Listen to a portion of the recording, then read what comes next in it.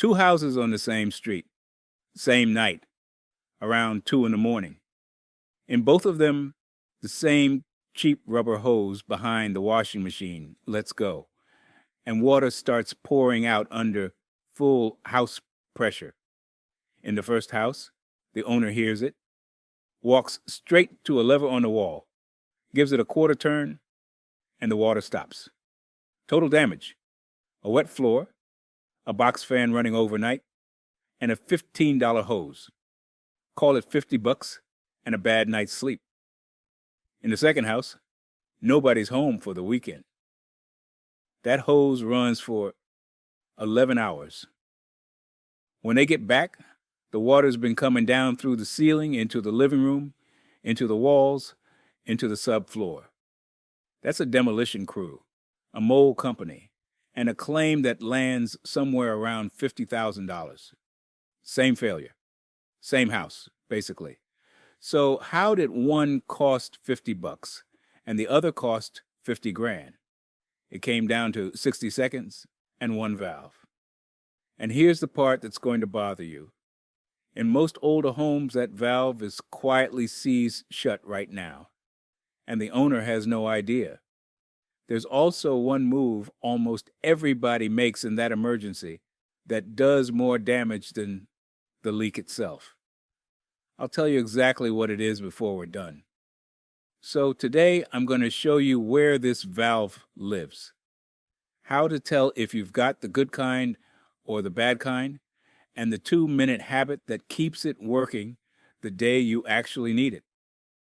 Let me start with why this one little valve carries so much weight. When a supply line or a washing machine hose bursts, it's not a drip. That line is always on, always under pressure, whether the machine is running or not. A typical burst pushes about 6 gallons a minute. That's roughly 360 gallons an hour. And on a bigger line, it can run higher. Think about that for a second. 360 gallons an hour, all of it landing on your floor, soaking into everything below it. Now, the money. The average home water damage claim in this country runs somewhere around $11,000 to $13,000. That's the average, the ordinary one. The bad ones, where water runs for hours across multiple rooms and gets into the structure, those climb to 40 and 50,000 once you add demolition, drying, mold work, and rebuild. That's the kind of number that makes insurance adjusters wince. But the exact same failure, caught and killed in 60 seconds, is a mop, a fan, and a small repair. The water never gets a chance to do the expensive part. So the whole difference between $50 and $50,000 isn't the hose. The hose is going to fail either way. The difference is one valve, and whether you can get to it and turn it before the water wins. Here's the irony that gets people. That valve was put there to protect you. It's the single most important emergency control in your house, more than your breaker panel, more than your gas shutoff, for how often it actually gets used in a real emergency. And in most older homes, it fails at the exact moment you need it, for one dumb reason. Nobody ever touches it. It sits open for 20 years. Minerals build up around the stem, and it cements itself in place. The thing built to save the house is the thing that floods it. We'll fix that today. And it's easier than you think. First job. You need to know where your main shutoff actually is. Not roughly. Exactly. Because 2 in the morning with water coming down is not the time to go hunting. Most of the time, the main lies on the front foundation wall. The wall of your house that faces the street. It comes in low, near where your water meter is, because the water enters the house on the side closest to the city main. So walk to the front of your house on the inside, down low along that wall, and look for a pipe coming up through the floor or through the wall with a valve on it. In a basement, that's usually right there in the open. If you're on a slab with a crawl space, it may be down in the crawl space on that same front wall. In warmer climates where nothing freezes, it might be in the garage, in a utility closet, or in a little box on an outside wall near a hose bib. Here's a detail everybody misses. You actually have two shutoffs, and only one of them is yours to use. There's the one inside near the meter on your foundation wall. That's your everyday emergency valve, the one you're going to learn cold. Then there's a second one out by the street, at the property line, usually down in a little concrete or plastic box in the ground with a lid. That one's called the curb stop, and it belongs to the water utility. It takes a special long key to turn, and in a lot of towns you're not even supposed to operate it yourself. So don't build your plan around the street valve. Build it around the one on your foundation wall. The curb stop is your backup, not your plan A.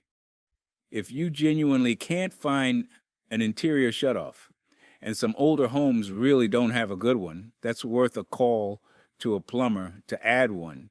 A house where the only shutoff is a city valve at the street that you're not allowed to touch is a house with no real emergency brake. So, yeah, not great. That's a fix worth making before you need it. All right. Once you've found it, we need to talk about which kind you've got, because this is where the $50 and $50,000 houses split apart. There are two valves you'll run into on a main, and they could not behave more differently. The first is the old one. It's called a gate valve, and you'll know it by the round handle, the little wheel you turn round and round, like a spigot or a garden faucet. Inside that valve is a metal gate, a flat wedge that rides up and down on a threaded stem. Turn the wheel one way, the gate lifts and water flows. Turn it the other way, the gate drops and seals off the pipe. Simple idea. Terrible in practice on an old house. Here's why. That gate and that stem sit in city water full of minerals, and over years the minerals build up on the threads like scale in a kettle. The valve sits untouched, so the buildup never gets knocked loose. Then one day you go to close it in a hurry, you crank on that wheel, and one of two things happens.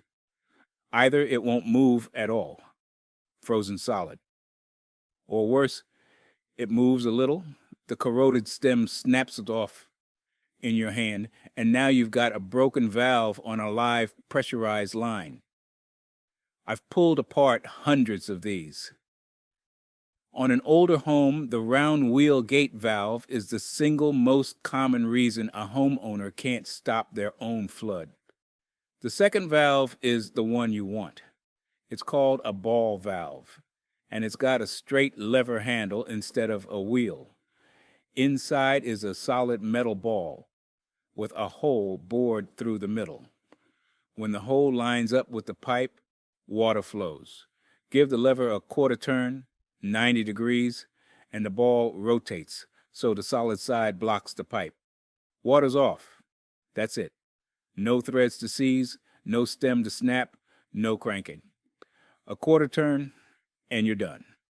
And because the handle is either straight along the pipe or straight across it, you can tell at a glance whether it's open or closed, even in the dark, with a flashlight in your teeth. A ball valve works the first time, every time, which is exactly what you want from the one thing standing between you and a flooded living room. So if you walk over to your main right now and you see that round wheel, here's the move. This is the upgrade every plumber quietly makes on their own house, and it's cheap. Swapping an old gate valve for a quarter-turn ball valve is a small job. The valve itself is a $20 to $35 part. If you're handy with a push to connect fitting and comfortable shutting the water at the street first, some folks do it themselves for the cost of the part. If you have a plumber do it, a straightforward swap runs about $175 to $400, with the national average landing near $400. Compare that to $11,000 on the low end when the old valve fails you. That's not a repair. That's the cheapest insurance policy in your whole house. And while the plumber's there with the water off anyway, have them look at your other shutoffs too, the ones under the sinks and behind the toilets. Replacing those seized little valves at the same time costs $50 to $100 each and saves you a separate service call down the road. Ask about it. It's the smart time to do it. That's the core fix. If you do nothing else after this video, find your main. And if it's a wheel, put a ball valve on your list. Let me give you something to keep in your back pocket for that. And then we'll get into the habit that makes any valve last. Before we go further, quick word about my book, since this is exactly the kind of thing it's built for. It's called 100 Old House Fixes That Save You Thousands. Inside there's a seasonal maintenance calendar that tells you which small checks to run each spring and fall, and a whole section on catching little leaks early. The slow ones behind cabinets and under floors, before they quietly rot out a subfloor and turn into real money. Links in the description, and there's a QR code on screen if that's easier. No pressure. It's just there if you want it. All right, so here's where a lot of people slip up. They find the valve, maybe they even upgrade it, and then they walk away and never touch it again. And that's how a brand new ball valve ends up stiff 5 years later. A valve is like any moving part. A hinge you never open rusts shut. A lock you never turn gums up. Same idea here. Water sits against that ball or that gate, minerals settle, and if the valve never moves, the deposits harden and lock it in place. The fix is stupidly simple, and it costs you nothing. Twice a year, you exercise the valve. That just means you gently close it all the way, then open it all the way back up. That small movement scrapes the deposits loose before they can set, and it keeps the valve turning easy. Do it every spring and every fall. Tie it to something you already do, like when you change the batteries in your smoke detectors. Same weekend, walk to the main, work it closed and open, done in 30 seconds. Now, one important part people skip. Don't just turn the handle and assume it worked. Turning easy and actually stopping the water are two different things. So once a year, do the full test. Close the valve, then walk to a faucet on the lowest floor and open it. If the valve is doing its job, that faucet should sputter and die within a few seconds. If water keeps running steady, your valve is not fully sealing, even if the handle moved fine. That's a valve that will let you down in an emergency, and now you know before it matters. Then open the main back up. Let the faucet run clear, and you're set. One more thing you might notice when you close it. A little weep, a few drops of water sneaking out around the stem, right where the handle meets the body. On a gate valve, there's a nut there called the packing nut, and a small drip when you operate it is often just the old packing. A careful eighth of a turn to snug that nut sometimes stops it. But if it's dripping steady, or the handle's already rough, don't fight it. That valve's telling you it's near the end. That's your signal to plan the ball valve swap, not to wrestle it. Okay? Finding it and keeping it working is on you. But an emergency valve only saves the house if the right person can get to it in time. So let's turn this into a real household drill, because this is the part that actually pays off. Step 1. Label it. Get a bright tag or a zip tie and a paint pen, and mark that valve so nobody's guessing in the dark. Write which way is off if there's room. On a ball valve, off is when the lever sits crossways to the pipe. 30 seconds of labeling saves you 2 minutes of panic, and in this game, 2 minutes is a ruined ceiling. Step 2. Walk everybody to it. Not tell them. Walk them. Your spouse, your kids old enough to handle it, anyone who's ever home alone. Physically, take them to the valve, put their hand on it, and have them turn it off and back on once so their body knows the motion. The person who's home when the hose bursts is the person who has to stop it, and that might not be you. Step 3. Time them. Make it a little drill. Stand at the front door, say go, and see how long it takes them to get to the valve and shut it. You're aiming for under 60 seconds, because 60 seconds is the difference we talked about at the top. If it takes them 3 minutes to even find it, you've just learned something cheap instead of expensive. And here's the part that widens this out. It isn't just the main. Those same little shutoff valves under every sink and behind every toilet, the ones plumbers call angle stops, they seize up the exact same way from the exact same mineral buildup. So when a toilet supply line lets go, you want to be able to reach down and shut that local valve without it crumbling in your hand. Give them a gentle turn twice a year too, same as the main. And while you're back there, look at your washing machine hoses. If they're the old black rubber ones, swap them for braided stainless steel lines. They're $15 to $25 for the pair, and they're far less likely to be the 2 in the morning hose we started this whole thing with. Now let me hit the common problems people run into the second they go try this, because I know what you're about to find. Problem 1, and it's the big one. You go to your main, you try to close it, and it will not budge. Do not force it.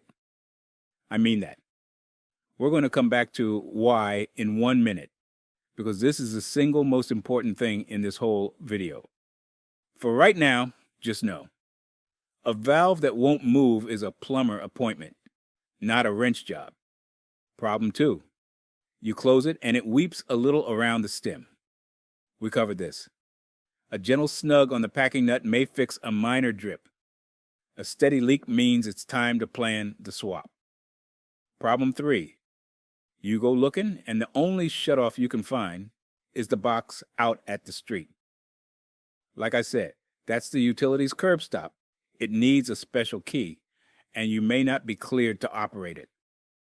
Get a plumber to add a proper interior valve on your foundation wall. A house without one has no emergency brake. Problem 4, the handle spins freely, round and round, with nothing happening. No resistance. That stem stripped or the gate's broken loose inside. That valve is done. It's not shutting anything off. Get it replaced before you need it, not during. All right?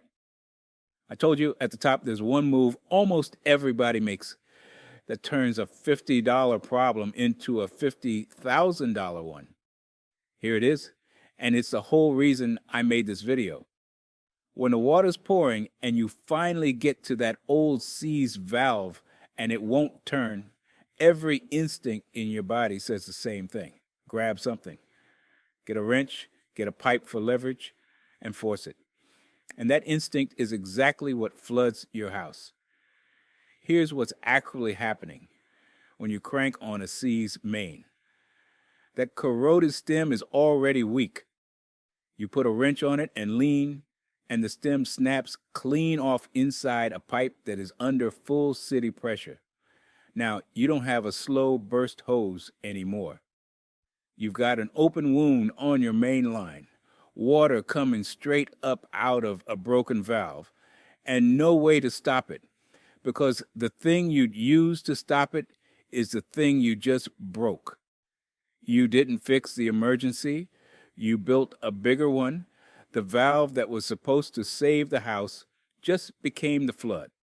So the rule is simple, and it goes against everything you'll feel in the moment. If the valve won't close by hand, stop. Don't muscle it. Back off, get to the street shutoff if you can safely, or get on the phone and let the water run a few more minutes rather than snapping that stem. A running leak is expensive. A broken main under pressure is a catastrophe. Never trade the first one for the second. And that's really the whole point. That valve on your wall decides whether a burst hose costs you $50 or $50,000. But it only decides in your favor if three things are true. You can find it. It actually turns. And you know that when it won't turn, the wrench is not your friend. 60 seconds and one valve. That's the entire difference. And now you know exactly what to check and exactly what not to touch. If today saved you from a bad night down the road, that book covers 100 more of these. 100 old house fixes that save you thousands. It'll teach you the smarter questions to ask a contractor so you're not paying for work you don't need, and how to spot the overpriced service call before you book it. Links in the description, QRs on screen. And if you want more of this, the old house fixes that keep real money in your pocket instead of a plumber's, subscribe to Roger the Pipe Guy. That's what this whole channel is for. 2 houses, same street, same busted hose. One of them was you, 6 months ago, before you knew where your valve was. Go find it this weekend. Give it a turn. That's 50 grand, handled, for the cost of a Saturday morning. I'll see you on the next one.